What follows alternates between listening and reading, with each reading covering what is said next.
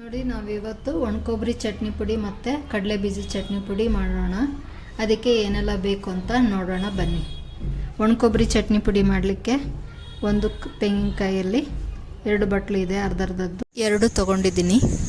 ಮತ್ತು ಕಲರಿಂದು ಮೆಣಸು 15, ಖಾರದ್ದು 15 ಮೆಣಸು, ಮತ್ತು ಕಡಲೆಬೇಳೆ ಅರ್ಧ, ಕೊತ್ತಂಬರಿ ಕಾಳು ಅರ್ಧ ಬಟ್ಲು, ಮತ್ತು ಉಪ್ಪು, ಹುಣಸೆಹಣ್ಣು, ಮತ್ತು ಕರಿಬೇವಿನ ಎಲೆ, ಮತ್ತು ಬೆಳ್ಳುಳ್ಳಿ, ಮತ್ತು ಬೆಲ್ಲ, ರುಚಿಗೆ ತಕ್ಕಷ್ಟು ಬೆಲ್ಲ.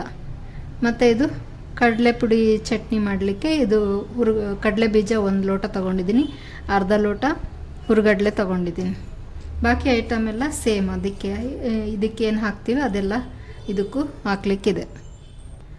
ಮೊದಲು ತೆಂಗಿನಕಾಯಿನ ತುರ್ಕೊಳ್ಳೋಣ, ಆಮೇಲೆ ಕಡಲೆ ಬೀಜನೆಲ್ಲ ಹುರ್ಕೊಳ್ಳೋಣ ಬನ್ನಿ.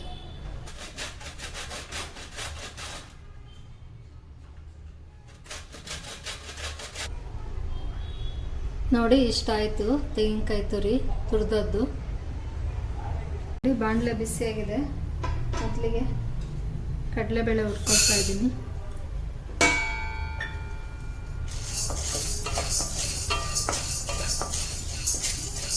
ಹಾಗೆ ಡ್ರೈ ರೋಸ್ಟ್ ಮಾಡ್ಕೊಳ್ತಾ ಇದ್ದೀನಿ ನಾನು, ಯಾವ ಎಣ್ಣೆನೂ ಹಾಕಿಲ್ಲ, ಏನಿಲ್ಲ.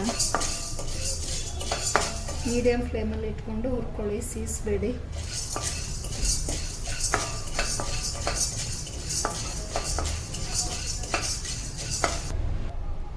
ನೋಡಿ ಇಷ್ಟಾದರೆ ಸಾಕು. ಸ್ವಲ್ಪ ಪರಿಮಳ ಬರ್ತಾ ಉಂಟು, ತೆಕ್ಕೊಳ್ಳುವ ಮೊದಲು.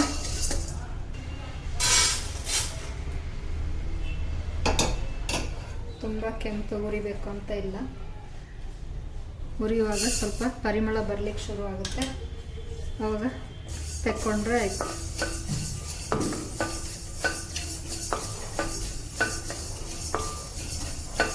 ನೋಡಿ ಈಗ ಕೊತ್ತಂಬರಿ ಹುರಿತಾ ಇದ್ದೀನಿ. ನೋಡಿ ಕೊತ್ತಂಬರಿನೂ ಕೂಡ ಪರಿಮಳ ಬರ್ತಾ ಇದೆ, ಹುರಿದದ್ದು. ಇಷ್ಟಾದರೆ ಸಾಕು, ತುಂಬ ಹುರಿಯೋದು ಬೇಡ. ತುಂಬ ಹುರಿದ್ರೆ ಅದರಲ್ಲಿರೋ ಶಕ್ತಿ ಎಲ್ಲ ಹೋಗುತ್ತೆ ಅಂತಾರೆ, ಅದಕ್ಕೆ. ಈಗ ಇದನ್ನು ತೆಕ್ಕೊಳ್ಳೋಣ. ಮೆಣಸು ಹುರ್ಕೊಳ್ತಾ ಇದ್ದೀನಿ, ಒಣ ಮೆಣಸು.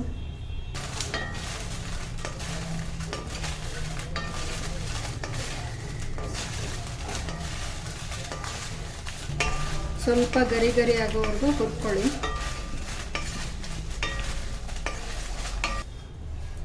ನೋಡಿ ಇಷ್ಟ ಆದರೆ ಸಾಕು, ಇದನ್ನು ತೆಕ್ಕೊಳ್ಳೋಣ. ಇದು 2ಕ್ಕೂ ಆಗುವಾಗೆ ಹುರ್ಕೊಂಡಿರೋದು ಮೆಣಸಿನ್ಕಾಯಿ ಕೆಂಪುದು. ಆಮೇಲೆ ಅದಕ್ಕರ್ಧ ಡಿವೈಡ್ ಮಾಡಿ ಹಾಕೋಣ.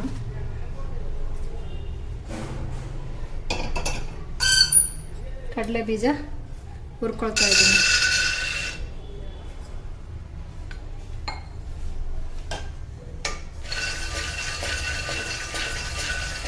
ನೋಡಿ ಈ ರೀತಿ ಇಷ್ಟು ಕಲರು ಕೆಂಪಾಗಬೇಕು, ಹೊತ್ತಿಸ್ಬಾರ್ದು, ಇಷ್ಟಾಗುವವರೆಗೂ ಹುರಿಬೇಕು. ಮಧ್ಯದಲ್ಲಿ 1-2 ತಕ್ಕೊಂಡು ನೋಡಿ ತಿಂದ್ಬಿಟ್ಟು ಗೊತ್ತಾಗುತ್ತೆ, ಚೆನ್ನಾಗಿ ಹುರಿದಿರುತ್ತೆ. ಸಿಪ್ಪೆ ಬಿಟ್ಕೊಳ್ಳೋದು ನೋಡಿ ಫ್ರೈ ಆಗಿದೆ ಅಂತೇಳಿ ತೆಗೆದು ಬಿಡಬೇಡಿ, ಒಳಗಡೆ ಫ್ರೈ ಆಗಿರಲ್ಲ ಸರಿಯಾಗಿ. ಅದಕ್ಕೆ ಮೀಡಿಯಮ್ ಲೋ ಫ್ಲೇಮಲ್ಲಿ ಇಟ್ಕೊಂಡು ನೀಟಾಗಿ ಹುರಿಬೇಕು. ಸ್ವಲ್ಪ ಟೈಮ್ ತಗೊಳ್ಳುತ್ತೆ, ಹುರ್ಕೊಳ್ಳಿ. ಆವಾಗಲೇ ಅದು ಸರಿಯಾಗಿ ಫ್ರೈ ಮಾಡಿದ್ರೇ ಅದು ಕಡಲೆ ಬೀಜ ಚಟ್ನಿ ಪುಡಿ ಟೇಸ್ಟ್ ಬರೋದು. ಸರಿಯಾಗಿ ಹುರಿಲಿಲ್ಲ ಅಂದರೆ ಟೇಸ್ಟ್ ಬರೋಲ್ಲ ಅಷ್ಟು ಸರಿಯಾಗಿ, ಅದಕ್ಕೆ. ಈಗ ಇಷ್ಟು ಸಾಕು, ತೆಕ್ಕೊಳ್ಳೋಣ. ಇದನ್ನು ಬೇರೆ ಸಪ್ರೇಟಾಗಿ ತೆಕ್ಕೊಳ್ಳೋಣ, ಸಿಪ್ಪೆ ತೆಗಿಲಿಕ್ಕೆ ಉಂಟು ಅದಕ್ಕೆ. ಹಾಗೇನು ಸಿಪ್ಪೆ ಸಮೇತನೂ ಹಾಕ್ಬೋದು, ಒಳ್ಳೆಯದು ಅಂತಾರೆ. ಅಂದರೆ ನಾನು ಸ್ವಲ್ಪ ತೆಕ್ಕೊಂಡು ಮಾಡ್ತೀನಿ. ಸ್ವಲ್ಪ ಬಿಸಿ ಮಾಡ್ಕೊಳ್ಳೋಣ ಹುರ್ಗಡ್ಲೆ. ಇದು ಹುರಿದಿರೋದೆ, ಆದರೂ ಸ್ವಲ್ಪ ಬಿಸಿ ಮಾಡ್ಕೊಳ್ಳೋಣ. ಇವಾಗ ಸ್ವಲ್ಪ ಬಿಸಿ ತಾಗಿದ್ರೆ ಸಾಕು, ಅಷ್ಟು ತುಂಬ ಏನೇನು ಹುರ್ಕೊಳ್ಬೇಕಾಗಿಲ್ಲ, ಹುರಿದಿರೋದೇ ಇರುತ್ತೆ. ಈಗ ಇದನ್ನು ಒಂದು ಪ್ಲೇಟಿಗೆ ತಕ್ಕೊಳ್ಳೋಣ ಬನ್ನಿ.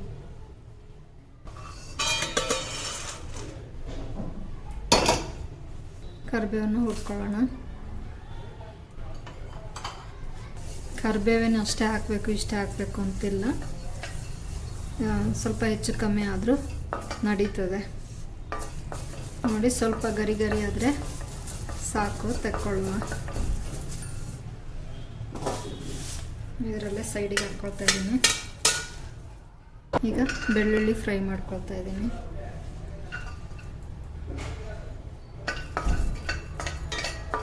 ಇದು ಬೆಳ್ಳುಳ್ಳಿ ಎರಡಕ್ಕೂ ಸ್ವಲ್ಪ ಸ್ವಲ್ಪ ಹಾಕ್ತೀನಿ. ಮೀಡಿಯಮ್ ಸೈಜು, ಅದಕ್ಕೊಂದು 10 ಬೇಳೆ, ಇದಕ್ಕೊಂದು 10 ಬೇಳೆ ಹಾಕ್ತಾ ಇದ್ದೀನಿ. ಎಲ್ಲ ನಾನು ಡ್ರೈ ರೋಸ್ಟೇ ಮಾಡ್ಕೊಂಡಿರೋದು, ಎಲ್ಲೂ ಎಣ್ಣೆ ಹಾಕಿಲ್ಲ. ಒಂದೊಂದು ಲೇಯರ್ ಬೆಳ್ಳುಳ್ಳಿಯಲ್ಲಿ ಸಿಪ್ಪೆ ಇದ್ರೂ ತೊಂದರೆ ಇಲ್ಲ, ಹಾಕ್ಕೋಬೋದು. ಸಿಪ್ಪೆಯಲ್ಲೇ ಇರೋದು ಹೇಳ್ತಾರೆ, ನಾನದು ಸಿಪ್ಪೆ ಚೆನ್ನಾಗಿರಲಿಲ್ಲ, ಅದಕ್ಕೆ ಬೇಳೆ ಮಾಡಿ ಹಾಕಿದ್ದೀನಿ. ಇದನ್ನು ಇದೇ ಪ್ಲೇಟಲ್ಲಿ ಒಂದು ಸೈಡಲ್ಲಿ ಹಾಕ್ಕೊಳ್ತಾ ಇದ್ದೀನಿ.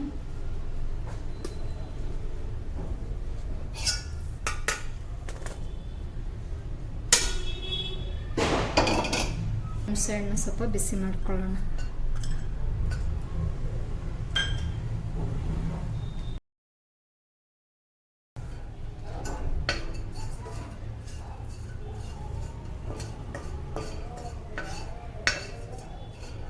ಸಾಕು, ಇಷ್ಟು ತೆಗೆದಿಟ್ಕೊಳ್ಳೋಣ. ಈಗ ಇದರಲ್ಲಿ ಒಣ ಕೊಬ್ಬರಿನ ಹಾಕ್ಕೊಳ್ತಾ ಇದ್ದೀನಿ. ಇದನ್ನು ಸ್ವಲ್ಪ ಬಿಸಿ ಮಾಡ್ಕೊಳ್ಳೋಣ.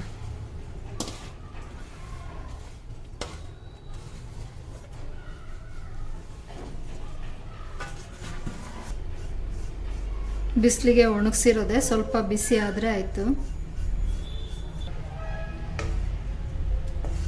ನೋಡಿ, ತುಂಬ ಕೆಂಪು ಮಾಡಬೇಕಾಗಿಲ್ಲ, ಸ್ವಲ್ಪ ಬಿಸಿ ತಾಗಿದ್ರೆ ಸಾಕು. ಅದಕ್ಕೆ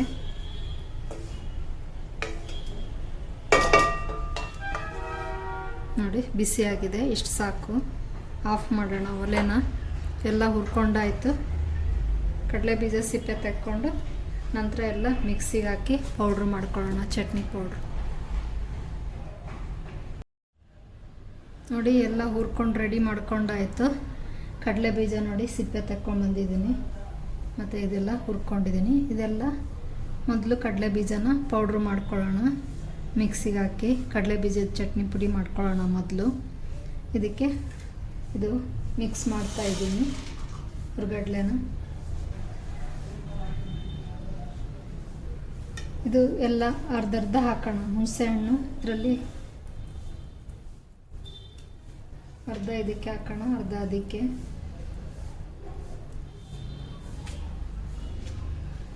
ಇಷ್ಟು ಬೇಕಾಗ್ಬೋದು, ಇದಕ್ಕಿಷ್ಟು ಹಾಕೋಣ. ಅಷ್ಟೇ ಒಂದು 10 ಬೇಳೆ ಇದಕ್ಕೆ ಹಾಕೋಣ.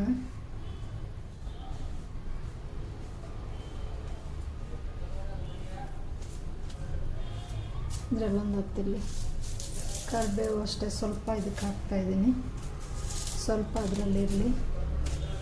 ಮೆಣಸು ಇದು ಒಂದು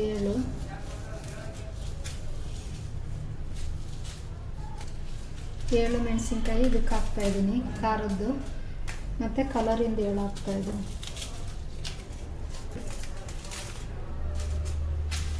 ಇದಿಷ್ಟು.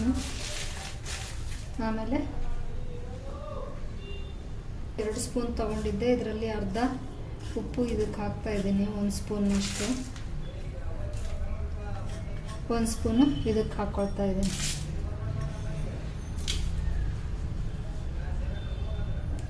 ಮೆಣಸನ್ನ ಹೀಗೆ ತುಂಡು ಮಾಡಿ ಹಾಕ್ಕೊಳ್ಳುವ.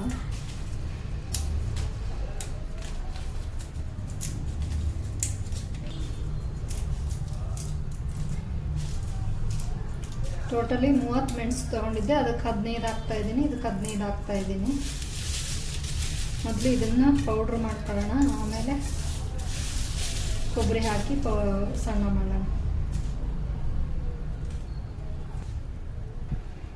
ನೋಡಿ, ಮಿಕ್ಸಿ ಜಾರು ಡ್ರೈ ಆಗಿರಬೇಕು, ಒದ್ದೆ ಇರಬಾರ್ದು, ಚೆನ್ನಾಗಿ ಒಣಗಿಸ್ಕೊಂಡಿರಬೇಕು. ಈಗ ಇದರಲ್ಲಿ ಅರ್ಧ ಹಾಕ್ಕೊಂಡು ಪೌಡ್ರ್ ಮಾಡ್ಕೊಳ್ಳೋಣ. ಚಿಕ್ಕ ಜಾರನ್ನೇ ತೊಗೊಂಡಿದ್ದೀನಿ ನಾನು ಪುಡಿ ಮಾಡಲಿಕ್ಕೆ. ಅದೇ ಚೆನ್ನಾಗಾಗುತ್ತೆ ಅದಕ್ಕೆ.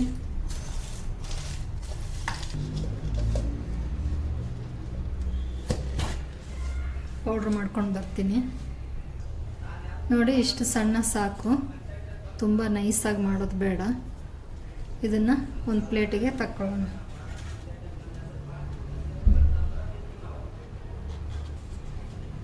ಇನ್ನೊಂದು ರೌಂಡು ಹಾಕ್ಕೊಳ್ಳೋಣ.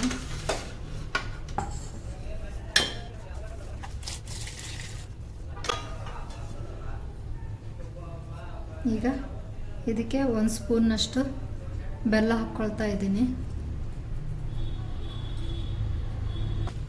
ಇದನ್ನು ಪೌಡ್ರ್ ಮಾಡ್ಕೊಂಡು ಬರ್ತೀನಿ. ನೋಡಿ ಇಷ್ಟಾಯಿತು ಪೌಡ್ರು. ಇದನ್ನೆರಡು ಮಿಕ್ಸ್ ಮಾಡ್ಕೊಳ್ಳೋಣ.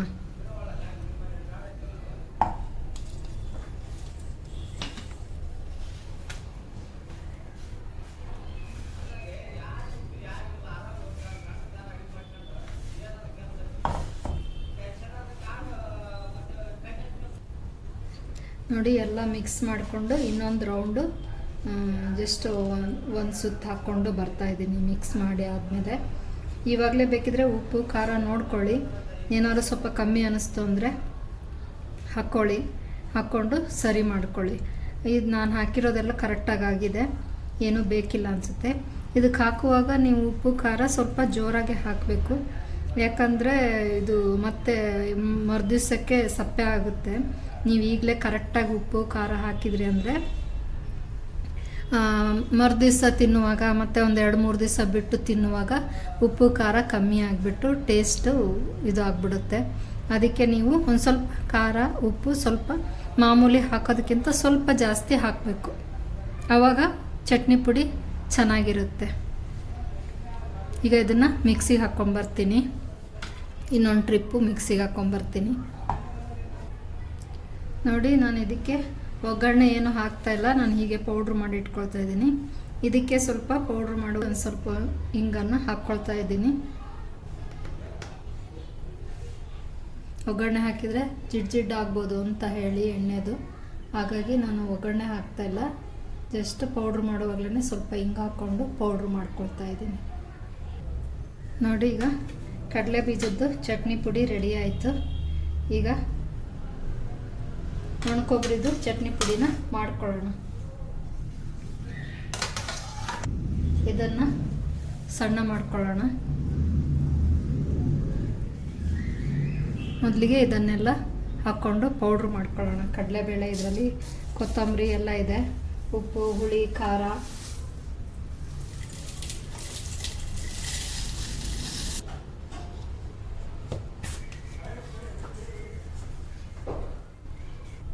ನೋಡಿ ಅದು ಪೌಡ್ರ್ ಮಾಡ್ಕೊಂಡಿರೋದನ್ನ ಇದಕ್ಕೆ ಹಾಕ್ಕೊಂಡು ಮಿಕ್ಸ್ ಮಾಡ್ಕೊಳ್ತೀನಿ. ಹಾಕ್ಕೊಂಡು ಮತ್ತೆ ಒಂದು ರೌಂಡು ಮಿಕ್ಸಿಗೆ ಹಾಕ್ಲಿಕ್ಕಿದೆ. ಇದಕ್ಕೆ 1 ಸ್ಪೂನ್ನಷ್ಟು ಬೆಲ್ಲ ಹಾಕ್ಕೊಳ್ತಾ ಇದ್ದೀನಿ.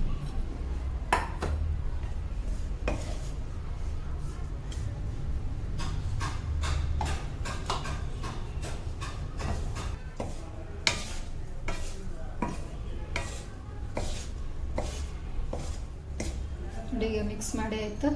ಈಗ ಇದನ್ನು ಸ್ವಲ್ಪ ಹಾಕ್ಕೊಳ್ಳೋಣ ಬನ್ನಿ. ತುಂಬ ಸಣ್ಣ ಮಾಡೋದು ಬೇಡ, ತರಿಯಾಗಿ ಮಾಡೋಣ.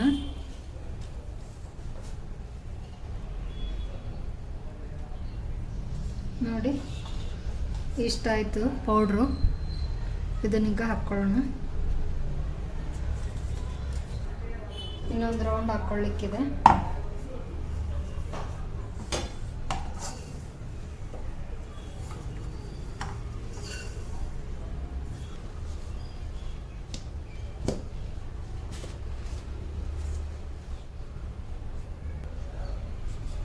ನೋಡಿ ಆಯಿತು. ಇದಕ್ಕೂ ಸ್ವಲ್ಪ ಹಿಂಗೆ ಹಾಕಿ ಪೌಡ್ರ್ ಮಾಡಿಕೊಂಡೆ.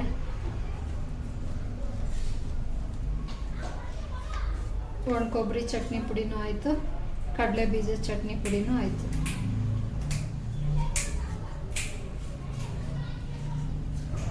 ನೋಡಿ ಒಣಕೊಬ್ಬರಿ ಚಟ್ನಿ ಪುಡಿ ಮತ್ತು ಕಡಲೆಬೀಜ ಚಟ್ನಿ ಪುಡಿ ರೆಡಿ ಆಯಿತು. ನೀವು ಇದೇ ಥರ ಮಾಡಿಕೊಂಡು ಹೇಗಾಗಿದೆ ಅಂತ ತಿಳಿಸೋದನ್ನು ಮರಿಬೇಡಿ. ಮೆಜರ್ಮೆಂಟ್ ಎಲ್ಲ ಕರೆಕ್ಟಾಗಿದೆ. ನಾನು ಹೇಳಿರೋ ರೀತಿಯಲ್ಲೇ ಮಾಡಿದರೆ ಉಪ್ಪು ಖಾರ ಹುಳಿ ಎಲ್ಲ ಕರೆಕ್ಟಾಗಿದೆ. ಮಾಡಿಕೊಂಡು ಹೇಗಾಗಿದೆ ಅಂತ ಹೇಳಿ. ಹಾಗೆ ಈ ವಿಡಿಯೋ ನಿಮಗೆ ಇಷ್ಟ ಆಗಿದರೆ ಒಂದು ಲೈಕ್ ಕೊಡೋದನ್ನು ಮರಿಬೇಡಿ. ಹಾಗೆ ನಿಮ್ಮ ಫ್ರೆಂಡ್ಸ್ ಆ್ಯಂಡ್ ಫ್ಯಾಮಿಲಿಗೆ ಶೇರ್ ಮಾಡಿ, ಸಬ್ಸ್ಕ್ರೈಬ್ ಆಗಿ. Thank you for watching.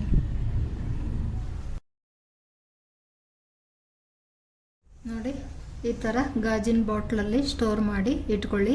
15ರಿಂದ 20 ದಿವಸದವರೆಗೂ ಬರುತ್ತೆ. ಇನ್ನೂ ಜಾಸ್ತಿನೇ ಬರುತ್ತೆ. ಮಿನಿಮಮ್ 15ರಿಂದ 20 ದಿವಸದವರೆಗೂ ಚೆನ್ನಾಗಿರುತ್ತೆ. ತಿನ್ಕೋಬೋದು.